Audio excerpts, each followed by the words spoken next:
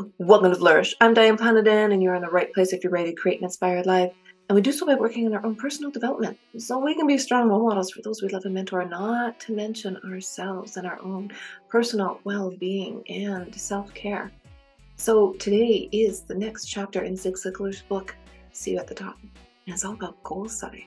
So week 1 was self-image. Week 2 was about relationship with other people. Now this week 3 is goals, and it's down in 6 different quadrants. So depending on how juicy this gets, I might actually link it as a few separate shows for you to watch, only because the chapters would be just huge. So this is actually the first talk about it in goal setting is why bother? I mean, what's the point, right? Going to be to sell you on the importance of goal setting. And I'm going to begin with this quote, and I've never heard this quote before, ever repeated from anyone in all my journeys. This is super cool. When you set a limit on what you are going to give and do, you set a ceiling on how high you're going to go and what you will have when you get there. Fantastic. And that quote was from Bertie Yeager. And she is one of the all-time highest producers, her and her husband, at Amway. I love that. That is absolutely, if you hear nothing else today, remember that quote. Remember it, remember it, remember it.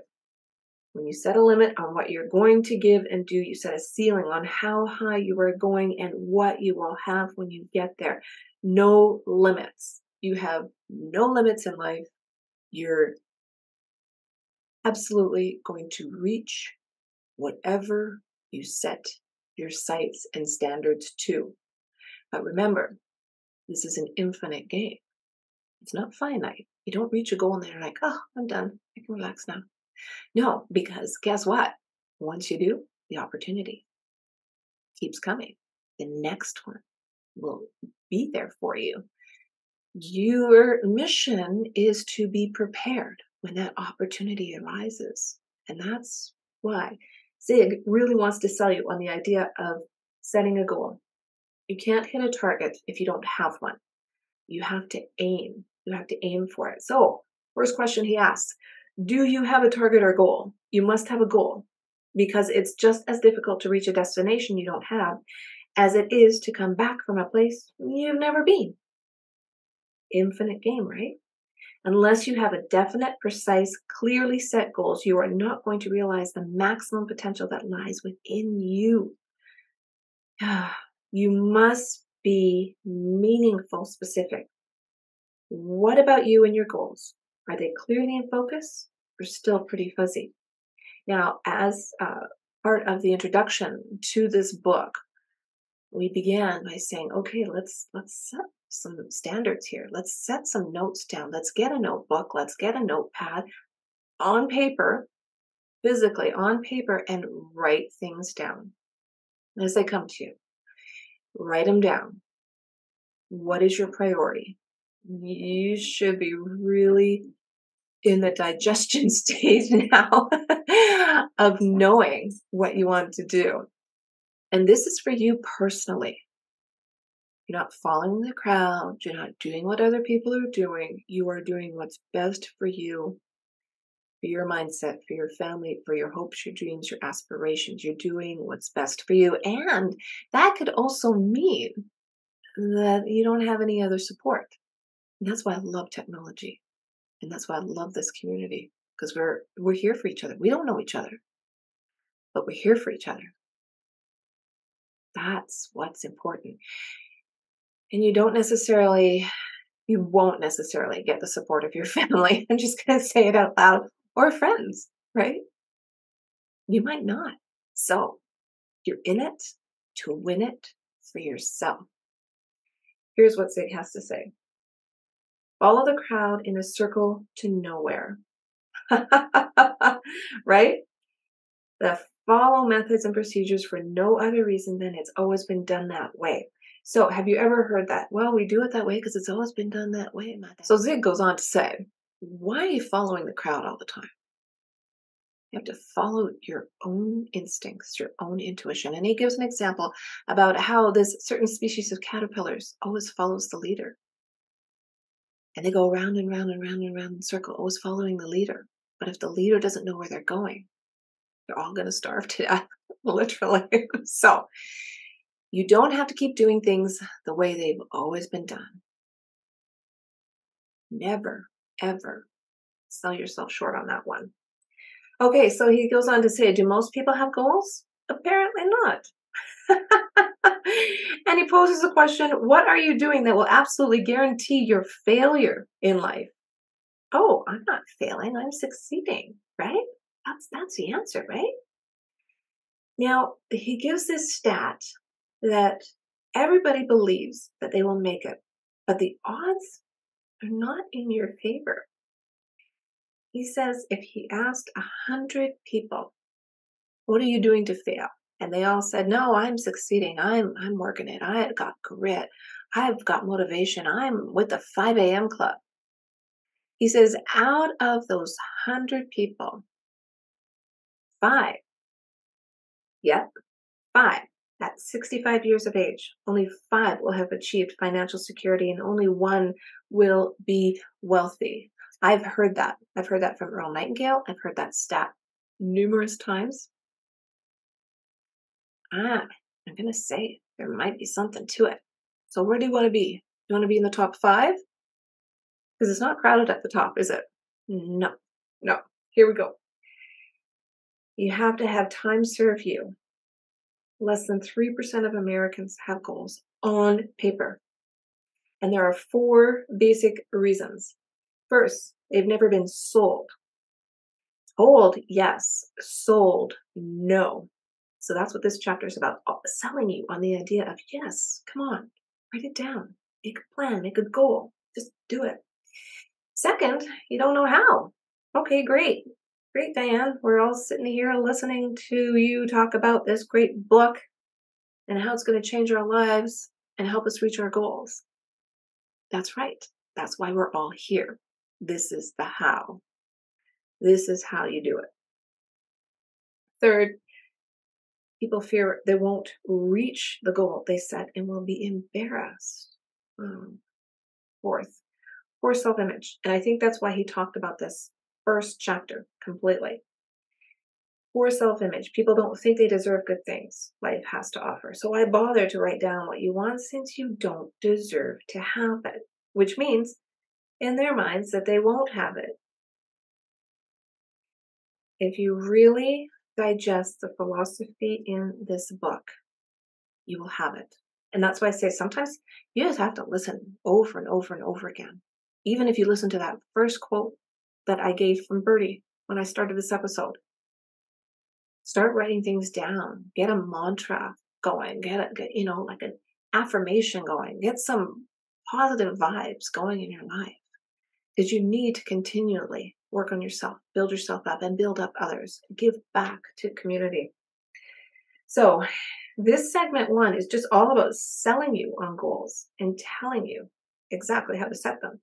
Then the second segment that I talked about, and for that matter, the entire book, dealt with self-image. So you should already like yourself better. Okay, you have all the steps. Self-image was number 1, 110%, the most important. You have to believe in yourself. So you have to build your image to the point that you know you deserve the good things in life to offer. So it's now up to you on that one. That's completely up to you. Then there's the fear he talked about. So let's look at that one. If fear is your problem, it simply means that you do not want to be wrong in front of your friends, so you do not make a commitment. By the way, you're half right. In this approach, you should never share your goals with anyone unless you know they not only believe you can reach these goals, but they want you to reach them. Others decide not to commit their goals to paper, so if they don't quite make it, They will have the built-in explanation that they didn't really fail because they never set those goals. This is safer and even a no-risk approach for them. No-risk approach. Safer. Aha. That is, to me, a really key component now. Are you playing it safe? Are you taking risks? Are you stretching? Are you putting yourself out there? It takes a lot of practice. It takes a lot of practice and a lot of work on self-image because everybody's out there to keep you down, to keep you at a lower level, and you deserve to be seen at the top. We all do. And there's room, isn't there? There's plenty of room. Oh, yeah. You know, and he gives an analogy where, a boat might be safer in the water, in the harbor, not going anywhere. Sure. Sometimes a storm comes to the harbor too, but the point of that is if you have a boat and you just leave it in the water in the harbor, it's just going to get rusty, get some barnacles, and be useless. Literally a hole in the water that you pour money into that goes nowhere. That's what you have to keep in mind. We are built to keep moving forward and have a purpose in life. So that is why you make goals. And he says, yes, there is danger in setting goals, but the risk is infinitely greater when you don't set goals. The reason is simple. Just as those ships are built to sail the seas, right? People are created for purpose. You are here for a reason. That purpose is to get everything out of life that is humanly possible so you can make your contributions to humankind. Goals enable you to do more for yourself and for the others too. So this first and most obvious step is to sell you on doing something now about your goals. Flat out, do exactly that. And then he goes on to give this great example. It's like somebody gave you a free trip to Hawaii tomorrow. Would you go? Or would you be like, oh, I have too much to do. There's no way I could go. Oh, yeah. Oh, yeah. You would do it. Are you kidding me? A free, all expense paid trip to Hawaii for the weekend, for a day, for 3 days, whatever it is. If you put that urgency behind you, here's exactly what you would do. And this is exactly what you have to do for your goal setting. So he gives this example, free trip. Awesome. What is the first thing you would do in order to go? First, out comes pen and paper, and you commit all writing all the things you must get done. Everything you have to get done in order to catch that plane the next day. Next, you list them in order of their importance, right? Set your priorities. And finally, there's stuff left over that still has to be done. You delegate some of the responsibilities to others. I guarantee, and he says this, I guarantee, he says, you would do more in the next 24 hours than you normally do in several days, wouldn't you? That is the power of a deadline. That is the power of setting standards, setting goals, managing your time properly. And people say, oh, you don't manage time. Oh, yeah, we all have the same amount of time. And what we do with it, that is the most important. And I love it. First, you make a list. Okay, what's my goal? I'm going to use a simple one. I have to lose 10 pounds for my health, for my well-being. That's my goal. What do I have to do? Well, I have to make a list. How am I going to reach that goal? Right? How am I going to reach that goal? What do I have to do? And you make a list of priorities of importance. Well, the first thing I have to do is eat better, exercise more, be accountable, right? Actually get on that scale and set a deadline. I'm giving you a very, very simple example. But that simple example can be applied to absolutely anything you want. Now, how long does it take to lose 10 pounds? They seem to go on overnight, don't they? What's reasonable? Can you give yourself 30 days? Can you actually take that 10 pounds and say, in 30 days, I'm going to be 10 pounds lighter, 5 kilos, whatever, math you're doing, doesn't matter. Oh my gosh. When you divide that over 30 days, that's like a third of a pound a day. What can you cut out? What can you do different? How can you change your lifestyle for 30 days for such a great reward? That is what he's talking about. Set your mind up, you know, the power of the made up mind. I did a whole episode about that. Make a list. And then the third part is, what can you delegate, right? What don't you need to do? What can you pass on? Well, that becomes very simple. The delegation part would be, in that example, your schedule, what's going on in your world. It's not about the food you're eating. You're already controlling that. It's not about the exercising. You're already making time for that. But what is on your schedule that is going to be let go? Give it to somebody else to do, because you don't want to be around, whatever temptation. It's all about managing your environment. Very simple example. So he says, guaranteed, if you have a deadline, you're going to be on that flight and going to Hawaii the next day. So then he goes on to say, why don't you list the things you need to do during the next 3 days, then act as if you only had 1 day to do 3 days' work? He said a boss told him one time that when you do this, it forces you to put your thinking cap on. You will use your mental capacity to think, plan, and delegate before you start working.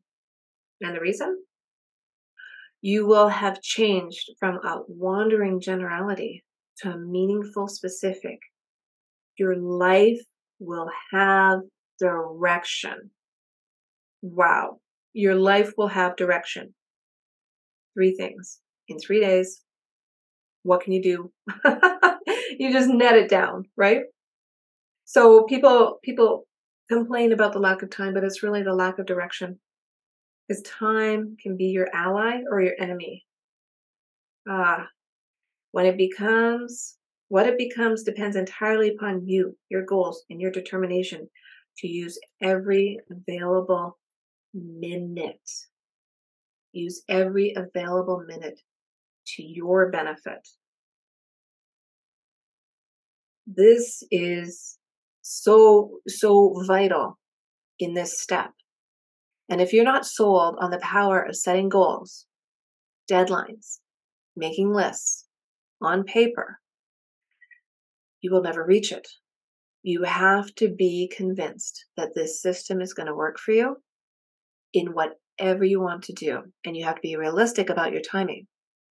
You can't say, I'm going to lose 10 pounds in a week. That's not healthy. That's not realistic.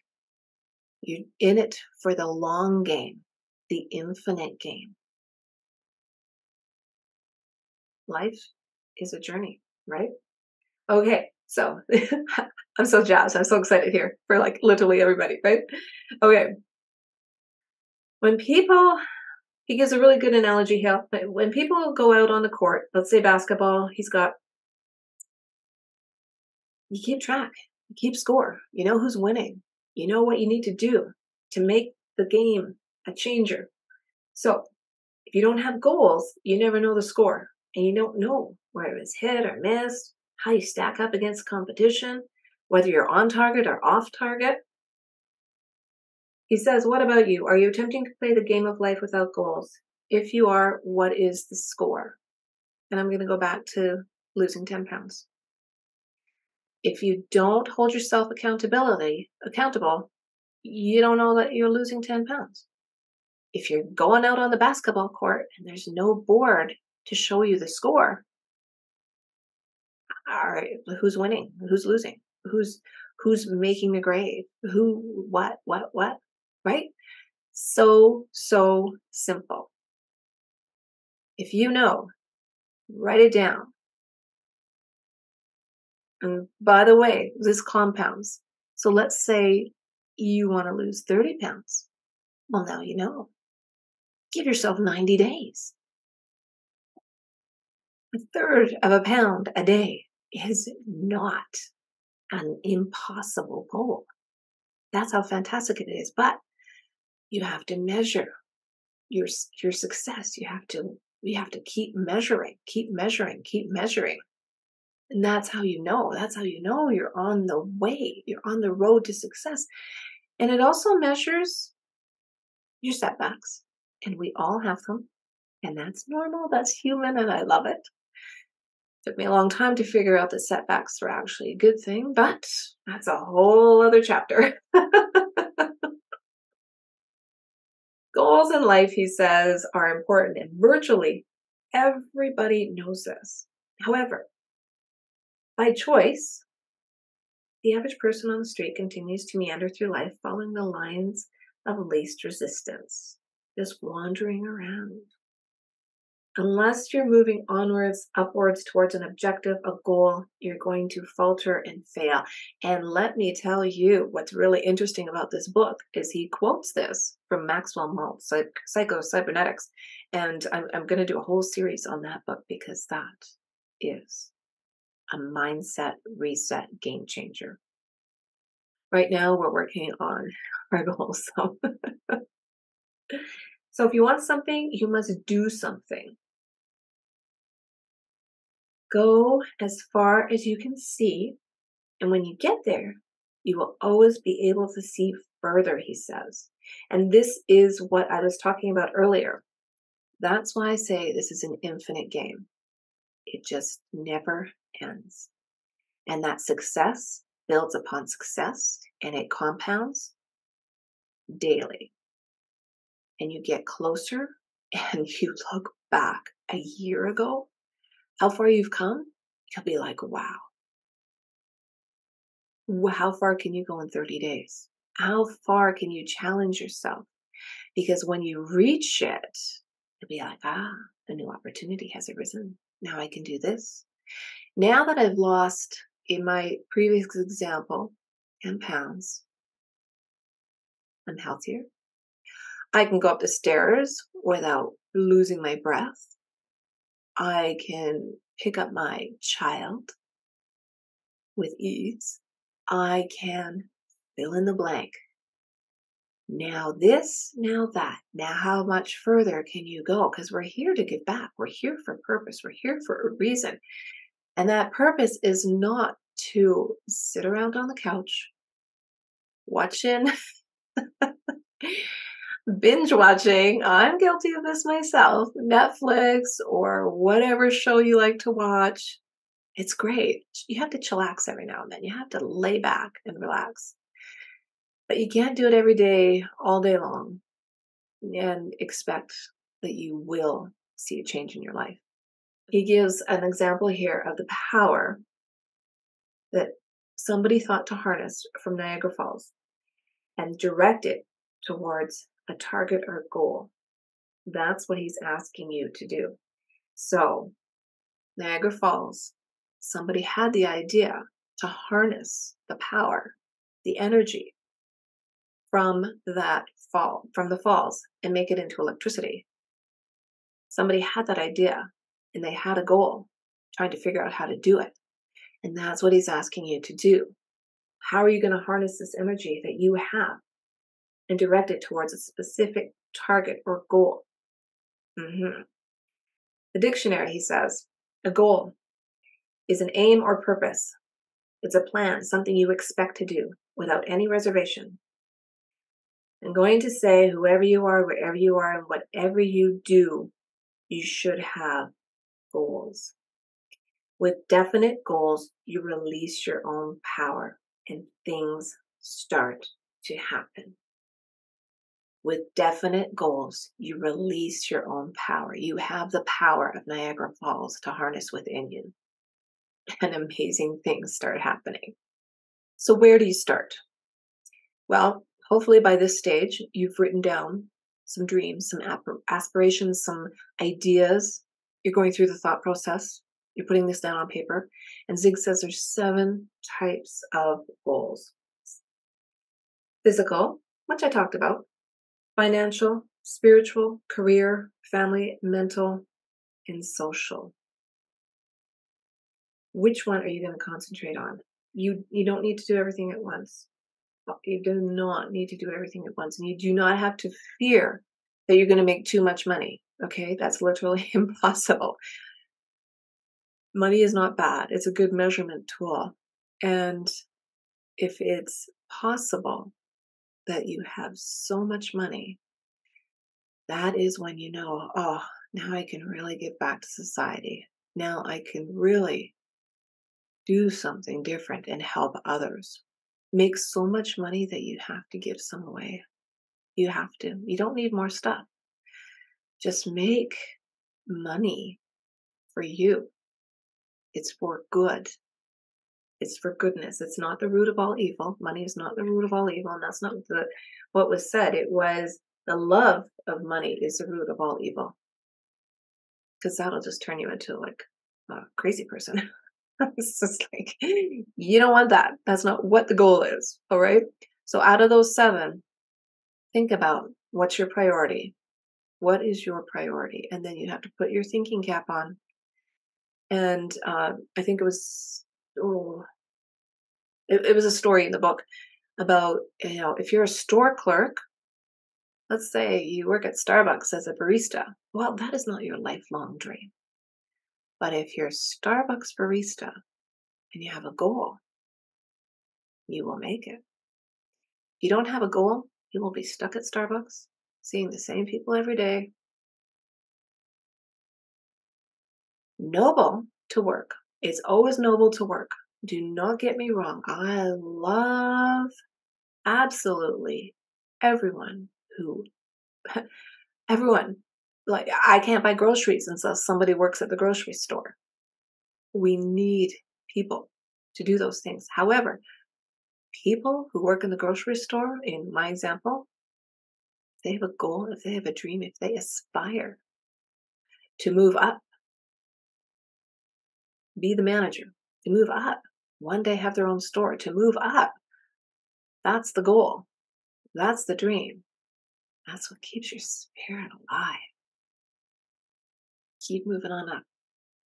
All right, here we go. Don't let anyone steal your dreams, Zig says, right? You're on this stairway going up. You keep moving up. You make it because you deal with the physical, mental, and spiritual being that you are. Okay? You have a solid foundation.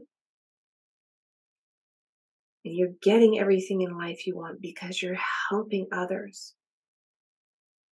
You're helping others. You're getting everything you want in life because you're helping others. You're paying it forward. And do not ever, ever, ever let somebody squash your dreams.